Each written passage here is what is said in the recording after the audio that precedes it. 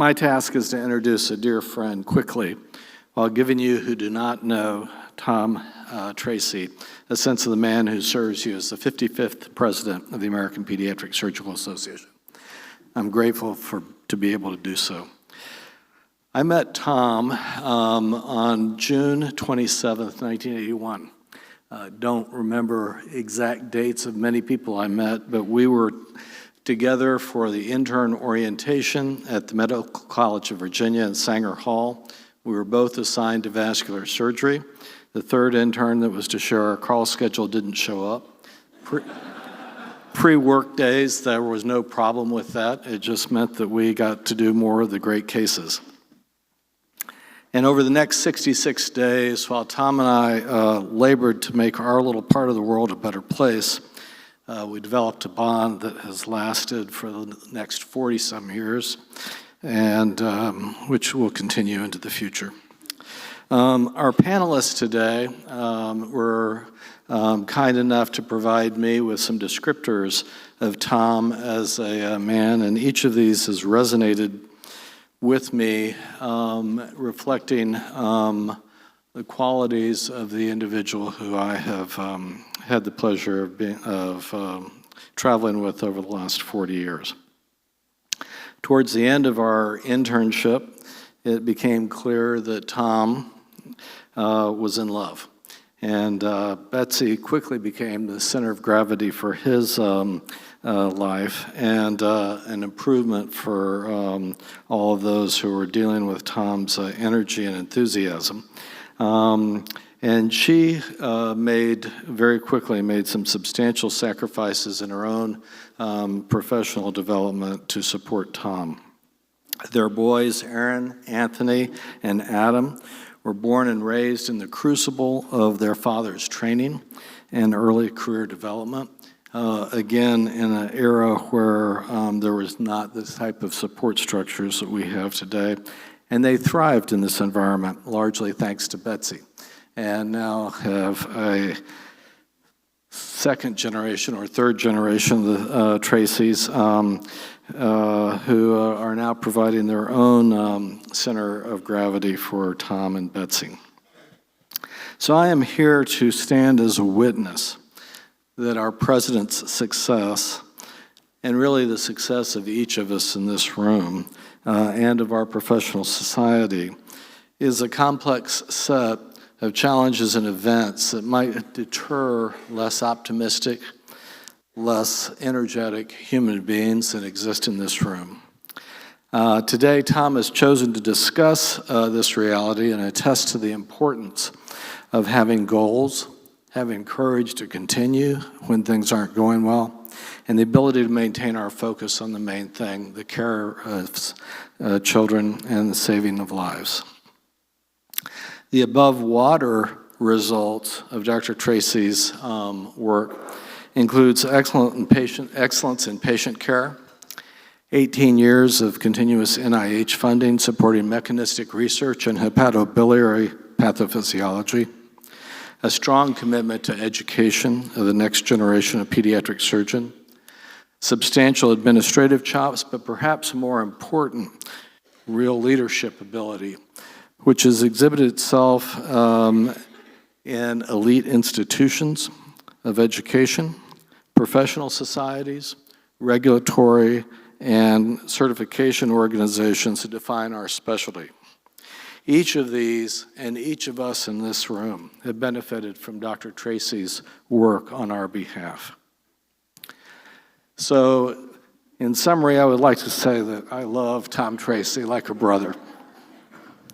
In all but blood, as a man who shared himself and his energies and vision with me and enriched my life. I'm grateful for the privilege of this podium, for addressing you, my extended professional family, and my colleagues, and I want to thank you for electing Tom as our president. Ladies and gentlemen, please join me in welcoming Dr. Tom Tracy.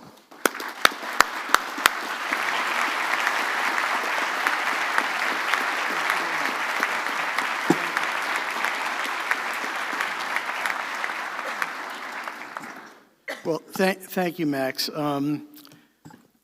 what an incredible opportunity. And I know, from so many discussions over the years, you all who have come together, wound up in pediatric surgery after training together in general surgery, but, to wind up every other night with Max. Let me make sure I push this back. Great, and then I can go forward. Is just incredible that we've stayed together for so long. The other issue that Max brought up is Betsy, and our wonderful opportunity to stay together for 42 wonderful years, if I got that right. And what's happened, and Max alluded to the family that we're able to grow. Those are very special things. I do have one picture that I think depicts Betsy in a better light. There have been hundreds of times that I'm sure she's wanted to jump off the crazy boat of our life, but she never has. And instead, she's never failed to pick up the mooring, put us on the mooring, and make sure that we're safe at every point. So Betsy, I love you and thank you.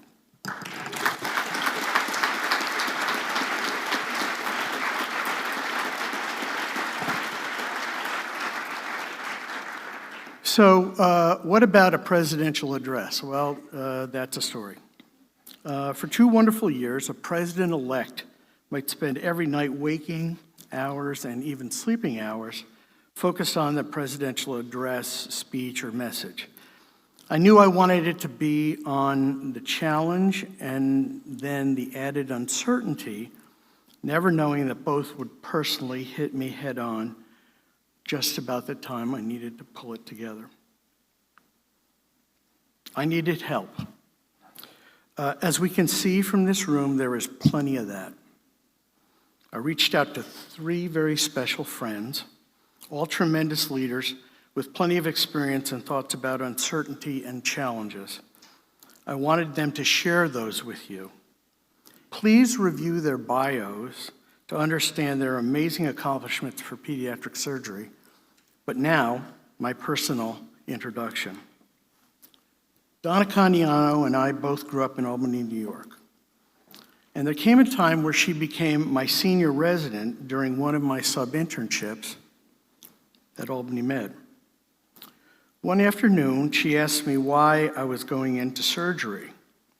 I told her to be a pediatric surgeon.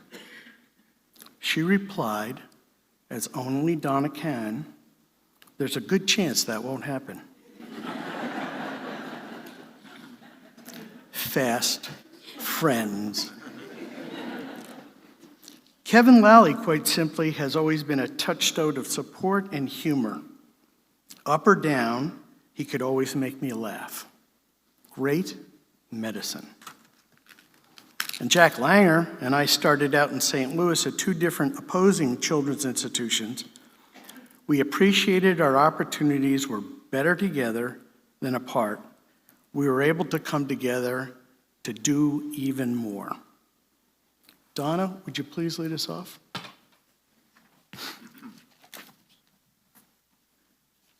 And I've got your stand.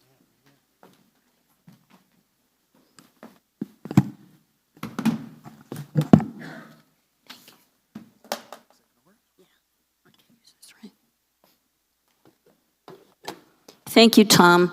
So you can see the first mistake I made was suggesting that Tom not enter our wonderful field. So I apologize. May I have my slides, please? So Tom asked me to lead off because I've had an extraordinary experience on trying to figure out how one lives with uncertainty.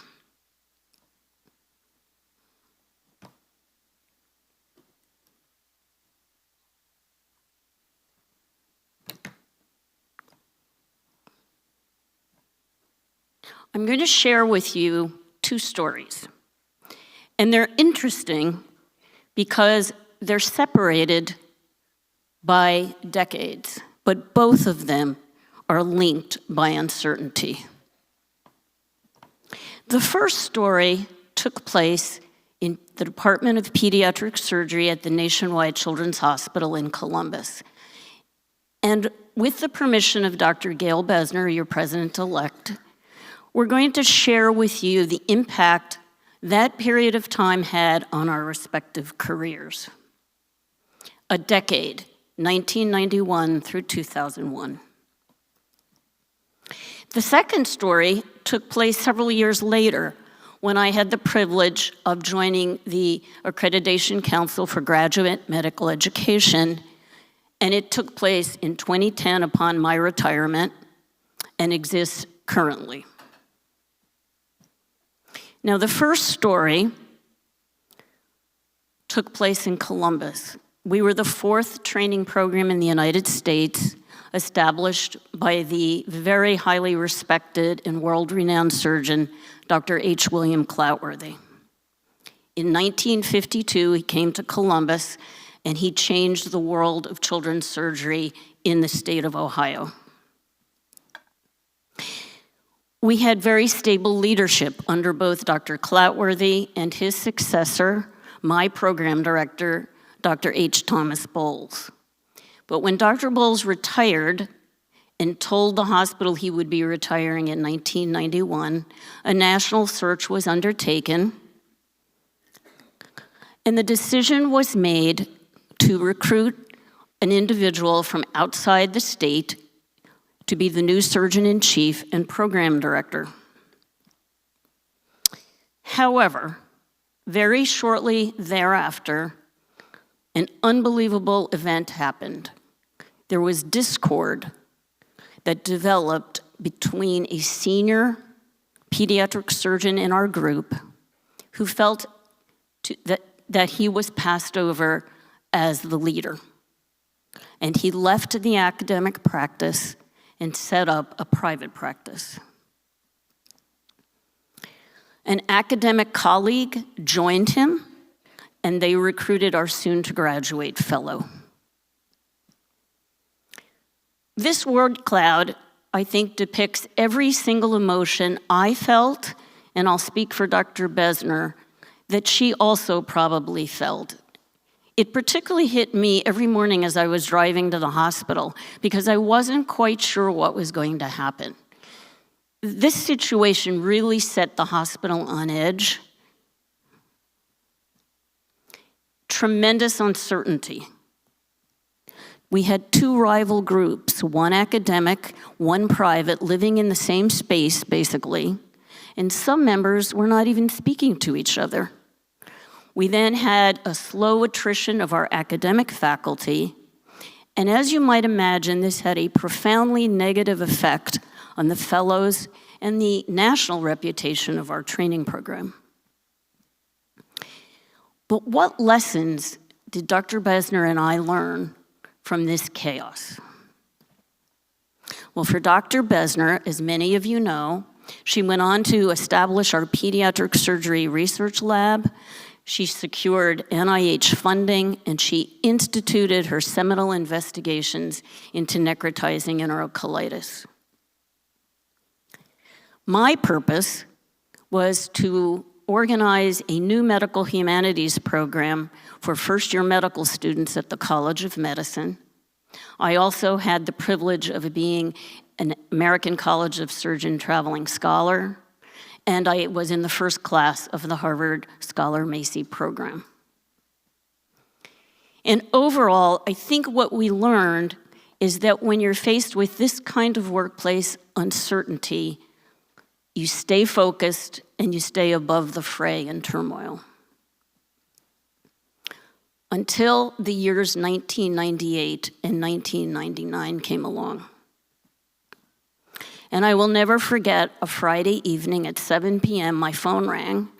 Back then we had that landline, and the phone rang, I picked it up, and the hospital CEO was on one side of a conference call with the chairman of the board of trustees of the hospital.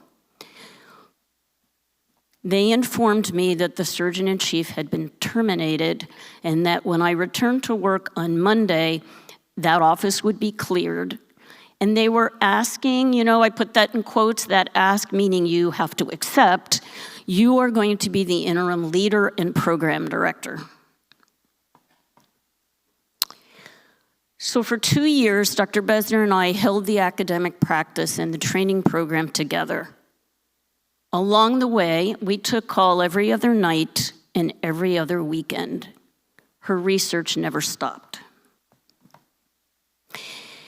Now, interestingly, throughout this entire period, we never used the word trust. Never came up, but we lived it. We trusted ourselves, each other, in the higher purpose of academic pediatric surgery, in excellence of patient care, research, and we stabilized the training program.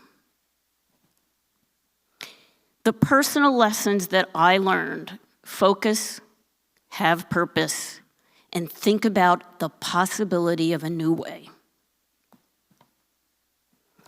And we did come out of this. Ultimately, after a national search, I was appointed surgeon-in-chief and program director of the training program. The thing that was just most amazing to me is the rejoining of the group.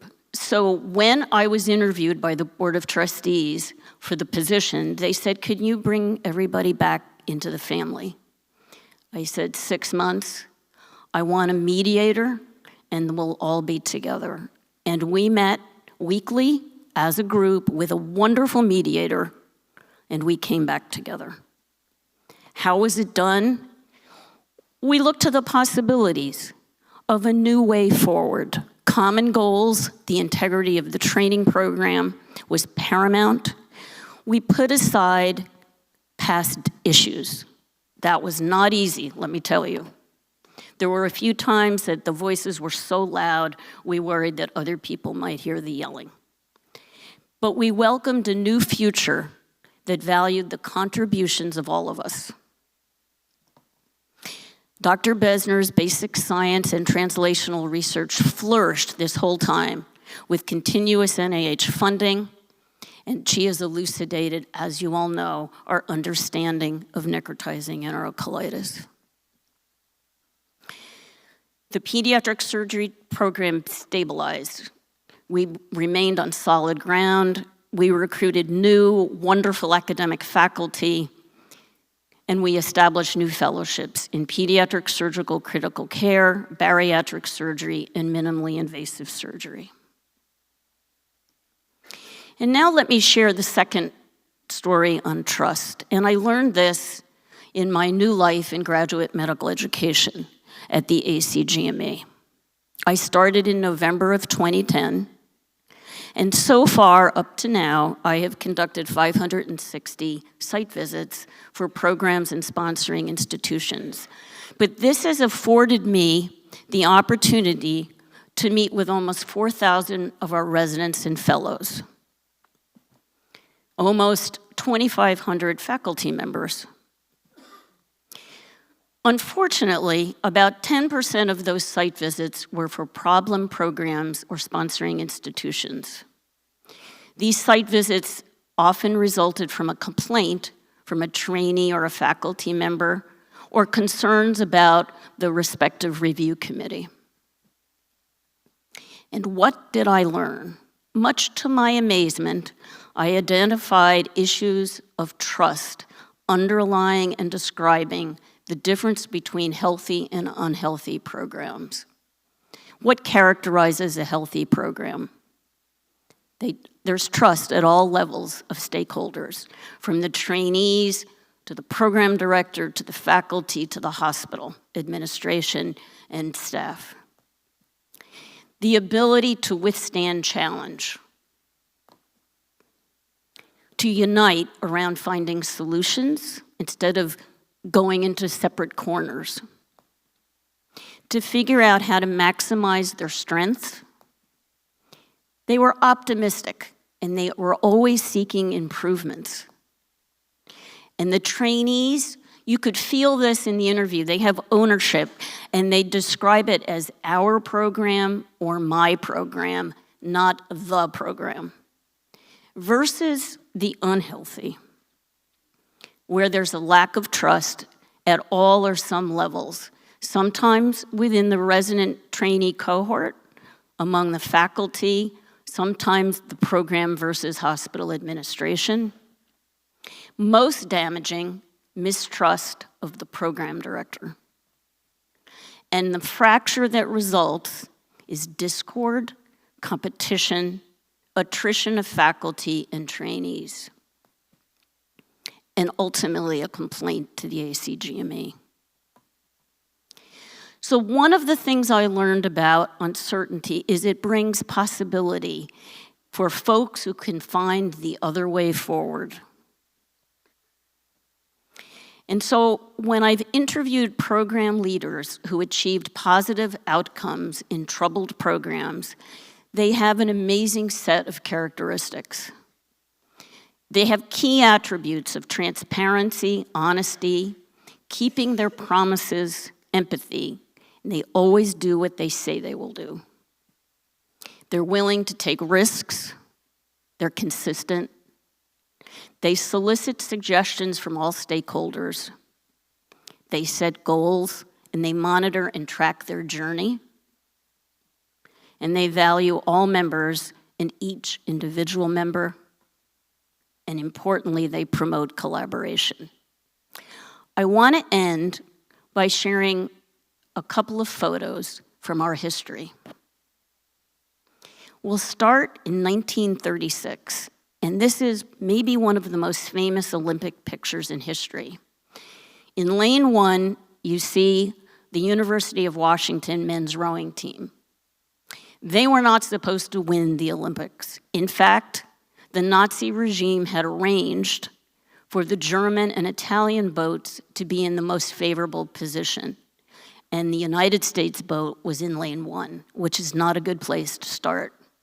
In addition, one of the young rowers, Don Hume, had a fever of 103 and a chest infection. And yet he said, "Team, I'm in." And they won. This is maybe one of the most famous pictures of an Olympic victory. And you all know what this is. So 150,000 Allied troops from the United States, Canada, Britain, and our allies landed on Normandy. Imagine the trust that those individuals had to have to achieve it. And I'll end from our own time. So in March of 2020, the World Health Organization declared COVID-19 a worldwide pandemic. A few short months later, the clinical trials were well underway for a vaccine. The results of those trials, when Francis Collins, then the director of the NIH, and Dr. Anthony Fauci were informed of these results, they cried. They admitted to openly crying because they never imagined that the Moderna vaccine would be 94% efficacious and the Pfizer-BioNTech would be 91% efficacious. Dr. Collins has said that in his view, this is one of the greatest scientific and public health achievements in less than 1 year. I think many of us would agree. And so I want to leave you with a quote from Warren Buffett, the famed Oracle of Omaha. "Trust is like the air we breathe. When it's present, nobody really notices. But when it's absent, everybody notices." Thank you.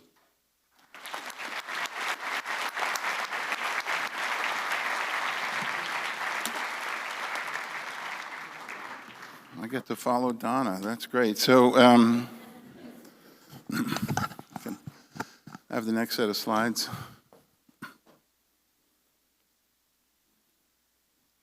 I'm pressing. I promise you I'm pressing hard.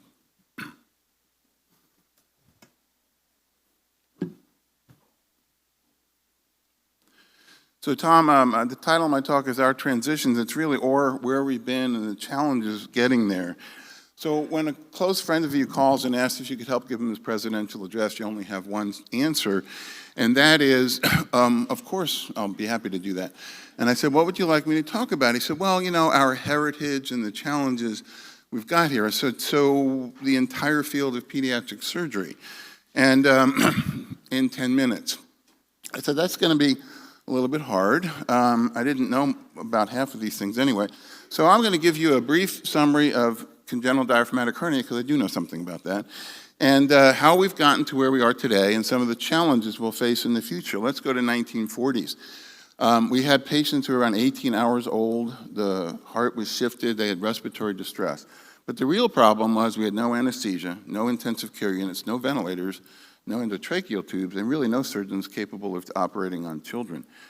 This is how they did anesthesia in the 40s, and it was by mask. They delivered cyclopropane. The steel C is to get the exhausting gas. That's how we did anesthesia. This was how we took care of the patients post-operatively. There were no intensive care units. It wasn't until Dr. Koop developed the first neonatal ICU with CHOP. So they had to hold the babies down. They had steel butterflies for IVs, which led Doctors Ladd and Gross to say that, and people would wait. It was just too difficult to operate on these kids. And so they said we should wait until the child older and stronger is responsible for the loss of a great many lives, which was true. And in 1946, Dr. Gross described the first neonatal repair at less than 24 hours of age. So we transitioned into the 50s, and neonatal repair was increasingly more common. It was viewed increasingly as an urgent operation. There were more neonatal survivors, but it wasn't great. Mortality was still high. I transitioned then to what else challenges we had during these time periods. This is the group in Boston Children's Hospital around 1952. You may notice there's a similarity across the board except for one person, and that's Benji Brooks. Benji was the second pediatric surgeon in the country to train in pediatric surgery, the first one in Texas. And the challenges that Benji faced were pretty substantial.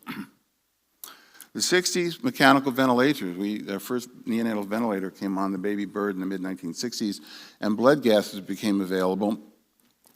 And they showed that infants with hypercarbia and low PO2s didn't survive at all. And then we moved to the 70s. This is Bob Bartlett, for those who don't know. Bob is responsible, basically, for developing the entire field of extracorporeal life support. John German was a pediatric surgeon at University of California, Irvine. And Bob's first career started at UC Irvine, where he did the first neonatal ECMO in 1974. They subsequently took care of, reported on 4 infants with diaphragmatic hernia in our journal, 1977. 4 patients, 1 survivor. But it became associated with CDH from then on. But in the 70s, the patients were days old. Most had ventilator-associated lung injury. There were no real anomalies, and survival was still not really moving. The 80s, there were 24 training programs in pediatric surgery, around 18 trainees per year. All of us on the dais trained in the 1980s. 31 women in the entire decade, 9 in the first half, 22 in the second half. Donna was in one of those 9 in the first half. She's the oldest of all of us. And and that's really not a good thing. In the 80s, we were doing hyperventilation. We were expanding the use of ECMO. By the late 80s, there were around 20 centers in the country. Operation was increasingly viewed as an emergency. When I trained, we took an infant from the helipad to the operating room. It was viewed as that level of emergency. This is Charlie Stoller with the beard, Jen Wong behind him, the anatologist, and off to the side is a very young Cynthia Reyes as a resident at Columbia. And it was the group in Columbia that suggested that hyperventilation was a bad idea and that we might be actually harming patients with that. Their first report was in 1985 and a subsequent report in 1995. It took time, but by the late 90s, we were moving off of hyperventilation and in retrospect, was probably responsible for a large number of iatrogenic deaths due to hyperventilation. So 1989, textbook of surgery. CDH is acknowledged to be the most urgent surgical emergency in the newborn. That meant we had to get up at 2 o'clock in the morning to operate. That was painful. However, the first report by Sakai and colleagues in 1987 on a sick kids suggested you could do preoperative stabilization. They meant 4 to 6 hours. More reports from the Netherlands and separately another reports from the United States supported the concept of delayed and stabilization. Surgeons embraced that immediately, right? Because then we didn't have to wake up at 2 in the morning to operate. We have moved way past that to where now we may operate 5, 7, 8 days later. We did want to talk about uncertainty. This is Elise Cargill. She was born in 1989. This is her in 1991. She came to us at Wilford Hall Air Force Medical Center in 1989 as a civilian emergency. We were the only other ECMO center until you got to California. And by the time she arrived, she was too sick to operate. So we had to put her on ECMO. Zero experience with an unrepaired diaphragmatic hernia on ECMO. I called several colleagues because I was very uncertain what to do. I called several colleagues around the nation, and everybody said, that sounds like a tough problem. Let me know how it turns out. I'm happy to say I've been able to say that to colleagues today as well. So, so she survived. She was with us for about 4.5 months and then moved on. She was a civilian, so I didn't see her for quite some period of time. She'll follow up in a minute.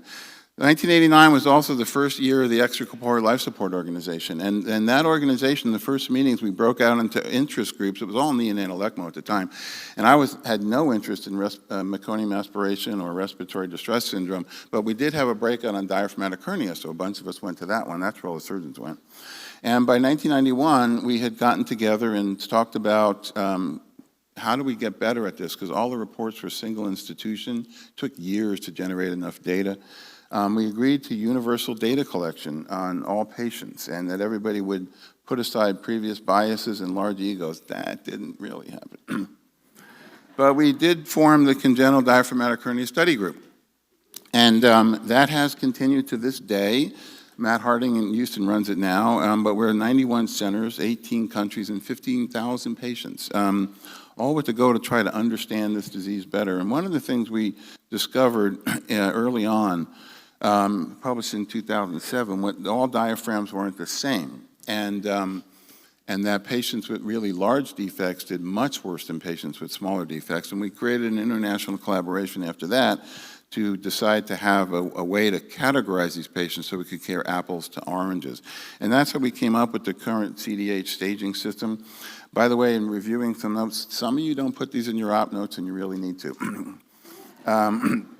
But clearly then, it was demonstrated that defect size was the most important predictor.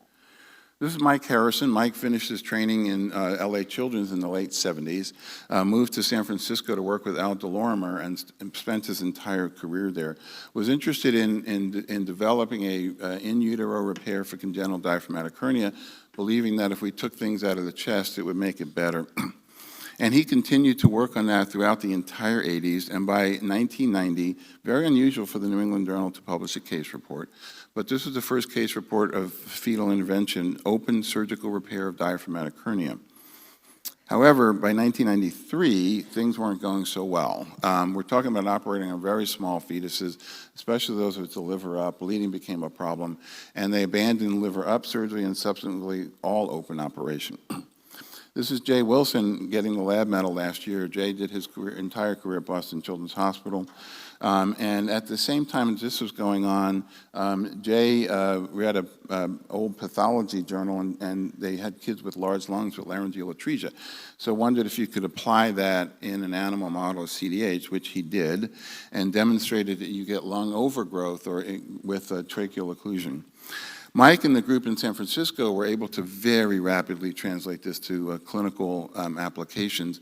And their first attempt was open surgery with clipping the trachea, which was, in retrospect, another bad idea. And, but it did lead to the need for the exit procedure because you had to deliver the patients and create an airway. But then they developed a balloon approach to this. So you could insert a balloon and a much safer way to do this. And they did the first randomized trial. And this trial was published in the New England Journal of Medicine, 2003.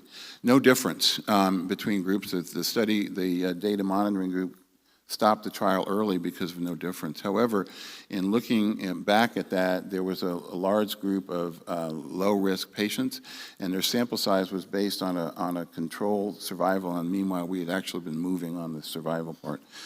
Jan de Press, an obstetrician in Belgium, continued to work on this, developed a trial. It took over a decade to complete that trial, but that was published in 2022, also in the New England Journal. And this one demonstrated an improved survival for fetuses with high-risk CDH undergoing tracheal occlusion. So that leads us to today. I told you it'd be quick. We have had a significant increase in survival. Overall survival now is probably 75%. Surgical survival in all hospitals is 85%. Some hospitals now exceed 90%. Minimal ventilation is pretty much universal. We just don't see hyperventilation anymore. Risk stratification is very important. We take account of that from prenatal diagnosis through operative diagnosis to postnatal. It drives everything. The low-risk patients almost all do well, so we really need to focus on the high-risk patients in the future. There are multiple consortia, and not just around diaphragmatic hernia now, there are multiple consortia on other diseases, which I believe we need. Fetal is probably useful in a very select group of high-risk patients in a very select group of centers. Early ECMO, and we believe you should probably repair early on ECMO as well. There is a large variation in care across the nation as well as worldwide. And long-term follow-up was thought not to be necessary, and it's critical. And so if we're going to take care of these kids, we're going to actually have to follow them through adulthood. But on our side now, 60 training programs. We average about 50 trainees per year. But 30 women matched last year in 2024, right? That's the entire decade of the 80s, so things have changed. Challenges yet to come. There's a few. What causes CDH? We need more networks. We really have to standardize care. Can we grow the lung postnatally? Newer fetal therapies, right? Understanding CDH pulmonary hypertension and how do we treat it? Understanding cardiac dysfunction in CDH, and optimal long-term care and follow-up, and this is really, really expensive. There's a whole group of people working on this. I apologize for those of you who are in the field who don't have your picture there, but I can only fit a certain amount on the field. But I did want to circle back to what we're about, right? So we're about saving lifetimes. And so at least Cargyle, that little girl, I didn't actually see her again until her wedding in 2016. Which my wife made me to go to, and I'm glad she did. and I asked Lise, we've stayed in touch, and this is Elise today. She's 36 years old. She has 3 children, and that's what we're doing here, right? This is what we're doing. We're saving lifetimes. So I want to, my next speaker is Jack Langer. I've known Jack for my entire career. We finished training the same year, and I'm happy to have him follow me.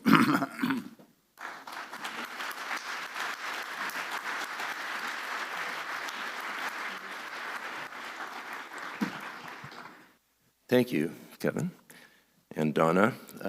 My job was to talk about managing challenges and uncertainty by looking inward. What you've heard about now is how we interact with each other, how we have a history that we need to pay attention to. But I'm going to talk about how we can look towards ourselves, each of us individually, and cope with these difficult times. So there's several different things I'm going to talk about. The first is the story of the starfish, which some of you may be aware of. The story goes that a man was walking along the beach and he saw a boy picking up starfish. There were thousands of starfish stranded on the beach, and he was picking them up and throwing them back into the water. And he went over to him and said, "There's so many starfish here. What difference can you make?" And he said, "Well, I made a difference for this one." And that story is very powerful for what we do. There's so many troubled places in the world, so many sick children. But each of us, each time we take care of a child, we're making a difference to that one.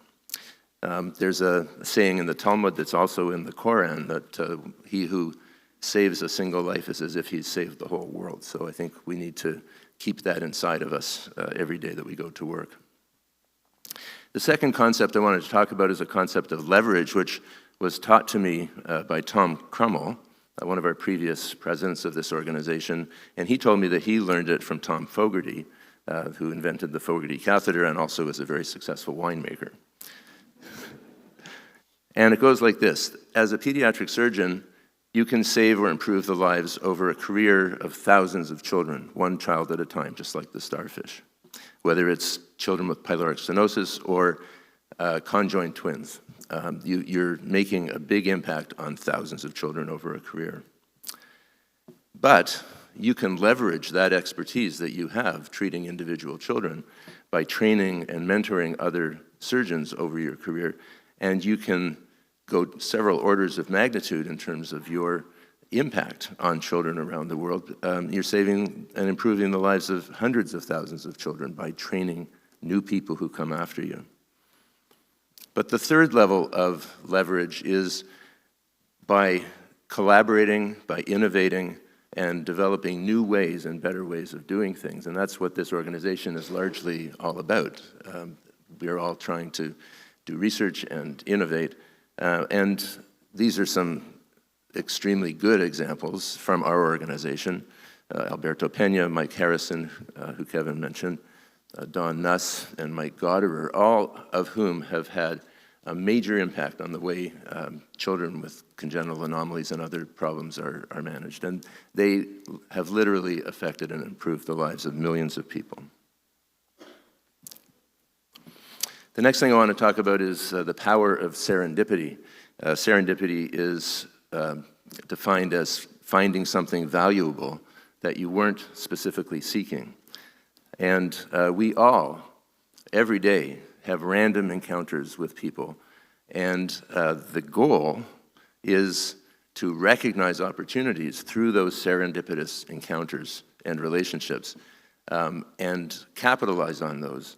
And I think we all, everybody in this room, has had serendipitous encounters that have resulted in a complete change in their career, whether it's a mentor or a patient.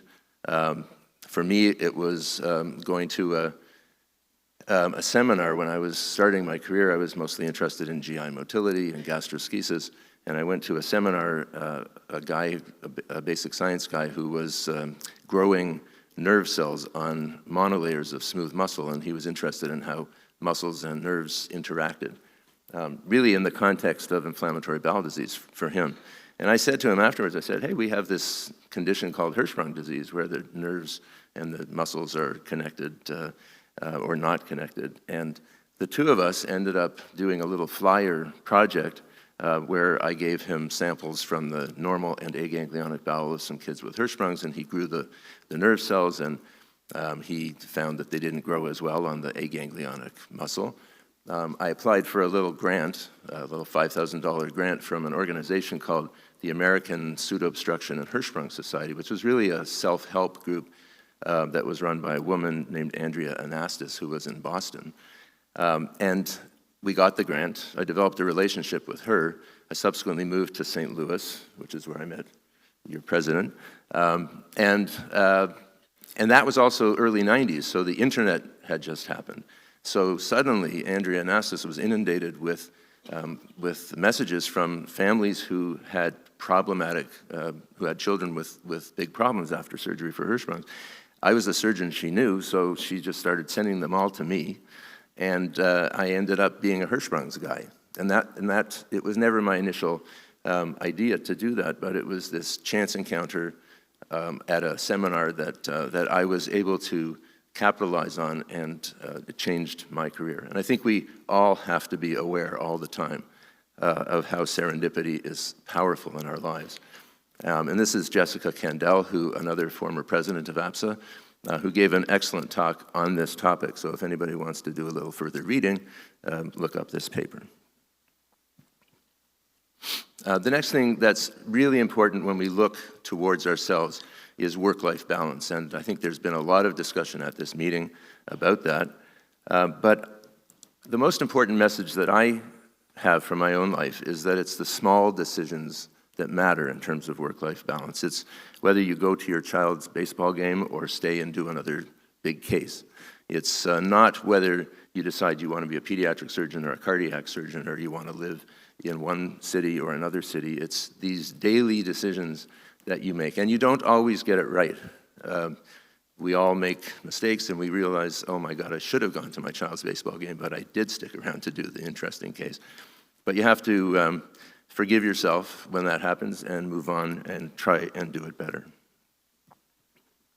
And these little sayings are funny, but they are so true. No one ever wished on their deathbed that they'd spent more time at work, and the graveyards are full of indispensable people.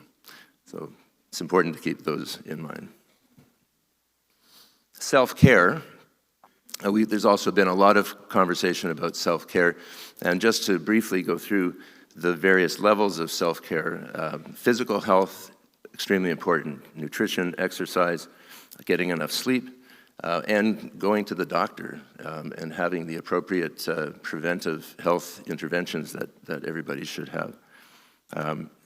Your health is what you eventually have. That's the only thing you have. And so it's very important to pay attention to it. And mental health. This is a book that was written about the longest study about the determinants of happiness. It's about 80 years. It's from Harvard. And there's an excellent YouTube TED Talk about this that the author did. So if you're interested, you should look at it. But the bottom line was that the most important determinant of happiness was relationships. It wasn't what you did for a living. It wasn't how rich you were. It was relationships, healthy relationships going forward. And that's something else that's really important for us to look inward about. There's been lots of talk about burnout. I don't need to go through that, but burnout is really common from the time we're residents all the way to the time that we get to be older. And there is a lot of support at APSA, the American College of Surgeons, and so recognizing the symptoms and signs of burnout in yourself, monitoring for that is really important, and getting help when you see those signs is very important. And I think it's important to also remember that human beings are spiritual beings. And spiritual health is really important. Many of us turn to religion, to our religion, our faith, for that spiritual health, but there are other ways of being spiritually healthy. Mindfulness is extremely important, whether you do yoga, whether you are just doing transcendental meditation, or whether you're just turning off your phone when you're putting your kids to bed so that you are focused on what you're doing at that moment. That provides spiritual health. And then the other thing is gratitude. You know, we almost take for granted sometimes all the things we have in our lives, and focusing on gratitude every single day, I think makes you a healthier person and a happier person. And then the last thing I want to point out is that it all goes by in a minute. My father-in-law used to say that all the time. You know, one day you're 21 years old, going to college, and the next day you're a busy pediatric surgeon, and then the next day it's your retirement party. It goes by in a minute.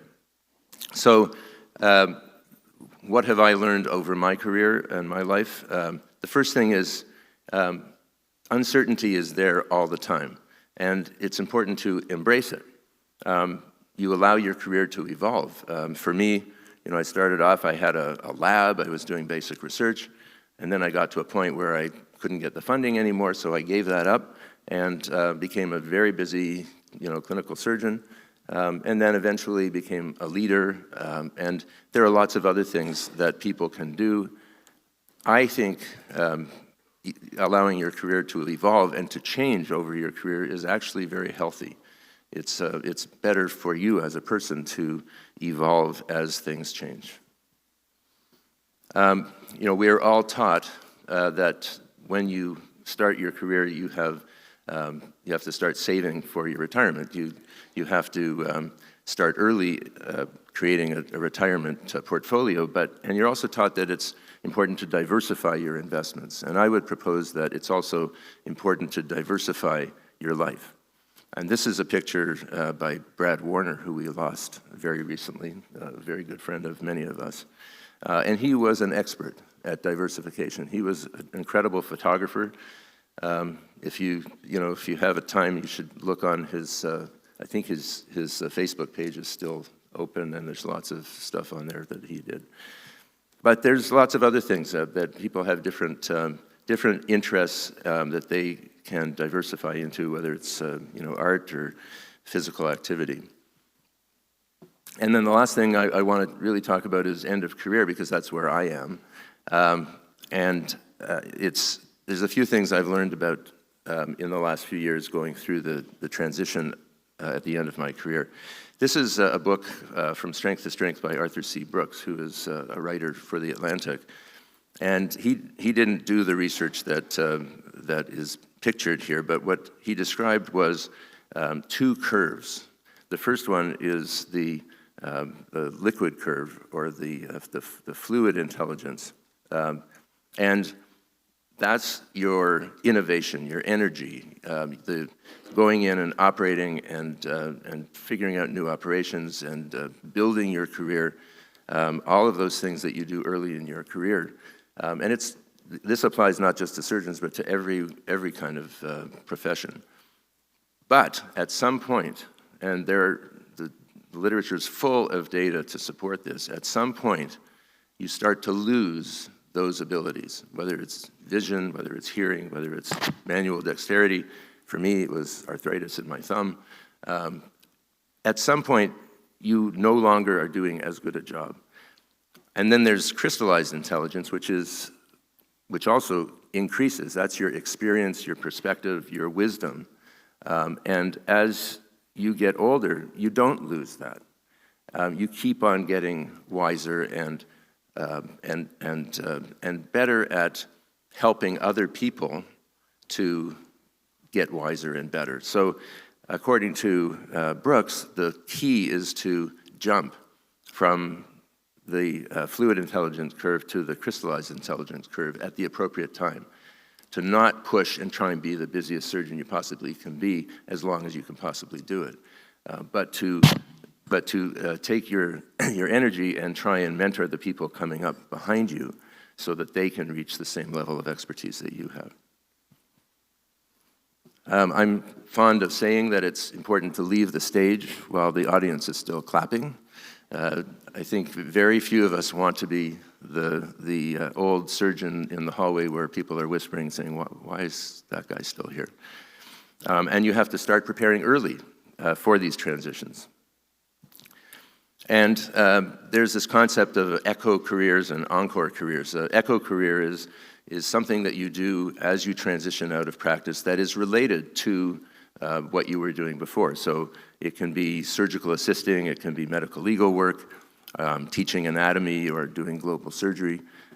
Lots of different options for echo careers. And encore careers are things that are unrelated to surgery. And this is an unashamed plug for my two albums that I've released of original songs in the upper corner. It's available on Spotify, Apple Music, YouTube. I got, the first one was released in 2016, and I just got my second check from streaming for a $50 check after. So there you go. But again, there are so many things that skills that people have, and I wanted to point out Mary Brandt, who is one of my oldest friends in pediatric surgery, who did a degree in divinity and has been using that and helping many people. Or Al DeLorimer, who was Mike Harrison's senior partner, who, when he retired, he started a winery that is still around and makes great wine. And the last thing I'll say is that throughout your career, throughout your life, it's important to look inward, maximize the time that you spend doing the things you enjoy with the people you love. And that's two of my granddaughters. So thank you very much for listening, and I think Tom is going to finish it up. Thanks.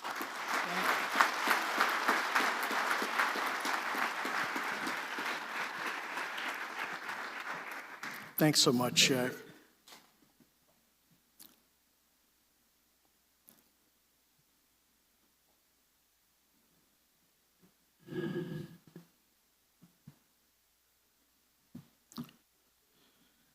So, starting out, hold this moment and let it go into the morning light. Another generation's candlesticks receive the next generation's lights. And somewhere in the middle, we stand holding hands with yesterday and tomorrow, linking echoes of ancient melodies with the breath of our children. In ordinary time, remember first a spark and then a candle glow. I read that beautiful piece from Sandy Sasso at the request of Dr. Arnie Koren for his presidential banquet in May 2002.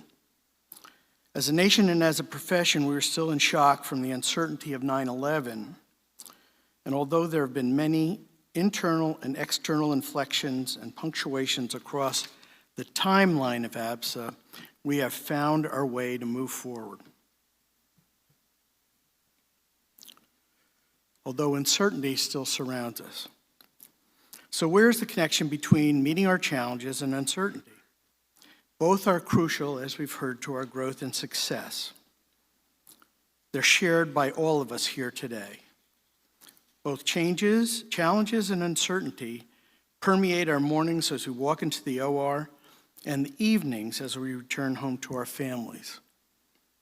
Our essential capabilities to meet challenges facing uncertainty starts with the recognition that this is an expected and normal part of a life and career in pediatric surgery.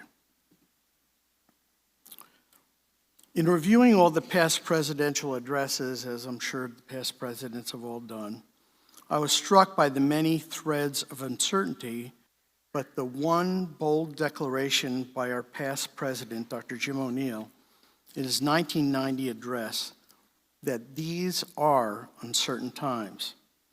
His, or rather our challenges at that time, focused on specialization and fragmentation outside pediatric surgery, the expanding monetization of healthcare, ethical decision-making, access to care and equity, our pediatric surgical training and general surgical foundation, development of competence, pediatric surgical research, and engagement and impact.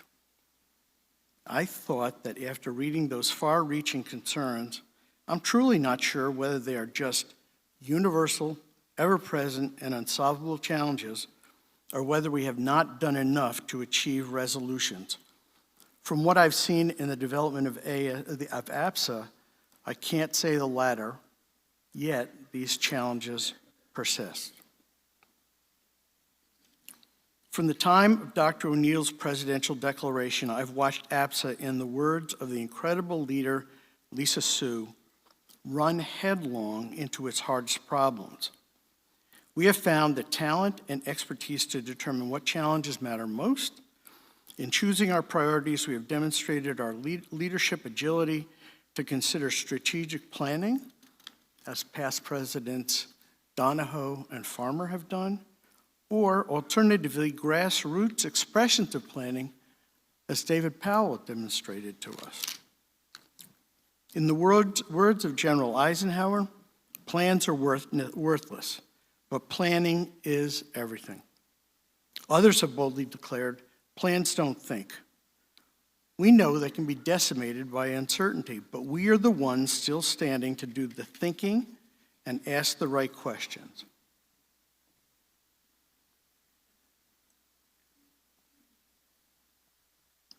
I believe that throughout our history, our members and leaders have truly navigated uncertainty by engaging in daring ventures in their clinical, educational, research, and advocacy efforts from a secure base. The notion of a requirement for a secure base was presented by the psychologist John Bowlby in his work on human development. This was recently best emphasized, in my mind, by the columnist David Brooks, pointing out that people with a secure base are more free to take risks and explore possibilities. Is it fair to consider ABSA as a secure base? Almost all of you have had points of security at every turn of your personal growth and development, up through and beyond your pediatric surgical training. But what happens after that? Hopefully, you then have the strength and support of your institutions, practices, and your close family and friends. However, recently you and APSA have identified significant uncertainty and professional holes in what should be secure bases that are requisite for you to do your work and bring all your gifts to the table. It is well understood that organizations arise out of a need to accomplish audacious goals that cannot be accomplished by individuals alone. In this sense, I prefer to consider APSA and CAPS as a perfect platform for pediatric surgeons to accomplish such goals. In my mind, such a platform should provide the secure base to stand on, work from, dream from, and challenge from. Since its inception 60 years ago, the development of APSA has been to try to perfect that platform and achieve these audacious goals. In their book, Wiring the Winning Organization by Steven Spear and Gene Kim from MIT, they found from their research that only 3 surprisingly simple mechanisms deliver extraordinary and exemplary outcomes of performance. They first characterize one as slowification. Just as it sounds, this makes it easier to solve problems and meet challenges by pulling them out of our everyday demands into controllable, forgiving conditions. Consider this meeting as a demonstration of slowification, with its hallway conversations and time together to question, reflect, and plan. The next is simplification, is a process during which larger problems are broken down into many smaller ones. The expanded and deliberate work of our committees and task forces are continuously looking at giant challenges across pediatric surgery with their expertise and vision. They can dissect these problems out into solvable units. Finally, we need amplification, which these authors view as the big picture understanding and recognition of our challenges, seeking the attention and confirmation of our need to address and resolve them. The foundation of our educational development and delivery is amplification, where we must keep learning and improving through feedback and correction. APSA has served as a very successful platform, focusing our attention on gaps in practice and supporting our professional development goals. These 3 aspects of operational performance and excellence, slowification, simplification, and amplification attached to trust, heritage, and introspection can enable both APSA and you to prioritize challenges to cut through uncertainty, find resolutions, and achieve our best and most audacious goals.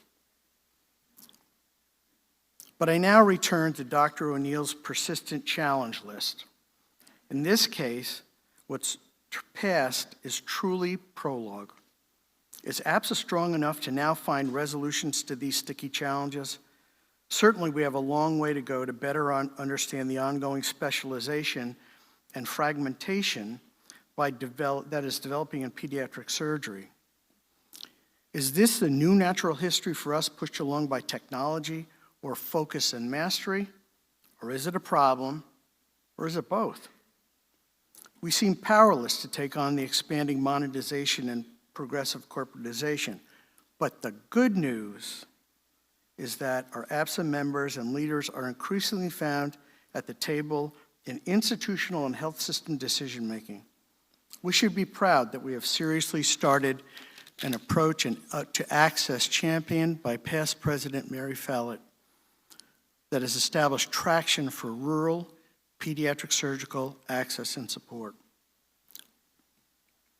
I believe we should again direct serious attention to our pediatric surgical training and its foundation in general surgical training. Pediatric surgery was fortunate to have a significant input in the joint American Surgical Association, American College of Surgeons, and the American Board of Surgery Blue Ribbon Committee 2 that published its findings last October. I was privileged to join past presidents Diana Farmer and Henri Ford to work with our subcommittees to achieve these consensus recommendations for our future and of general surgical training. It was clear to all involved that the landscape of surgical education and training has always been and will always be difficult, with countless challenges and opportunities. These proposed important recommendations need our own review and engagement to accomplish them for our trainees coming from residencies and similarly, those fully immersed in our fellowships. On everyone's mind is how we can foster the development and maintenance of competence. The quest to define and measure competence, in my opinion, has yet to be achieved. Our practice environments and requirements are so diverse, we must go even further and answer the question, competent for what? I feel that at the outset, we must pay attention to the outcomes of our trainees on certifying examinations as one of those bellwethers for the depth and breadth of our training experience that forges the basis of competence. In addition, as part of our vision for discovery, we must seriously re-examine the landscape of true scientific research in pediatric surgery. Pediatrics in general has always taken a back seat in NIH funding in comparison to other specialties. Where, if at all, does the research we need get defined in all our training paradigms, and where is it best positioned to develop true pediatric surgeon scientists that will place us in legitimate roles in the age of team science? This will be a difficult conversation. These comments come as I now have an early fear and concern for a waning interest in pediatric surgery. We are now attracting candidate numbers each year in the match in the 60s. Very different from the past and falling from a peak in 2017, 2018. I think this is a very serious concern. As I gratefully leave this wonderful presidential opportunity and time with you, it's time to once again use our process and power to stop and focus on these challenges. I propose that we must use our APSA platform to start a serious conversation, perhaps even a summit, that can hopefully bring forward achievable recommendations and better assure the bright, continued future of pediatric surgery. Thank you, Max, Donna, Kevin, and Jack. I hope this panel has provided all you with some useful perspectives as you meet challenges, grow professionally, and remain strong personally. I am looking forward to watching all of you change for the rest of my life. This has been the greatest gift of my career. I thank you so much for this honor and opportunity. Be well. Thank you.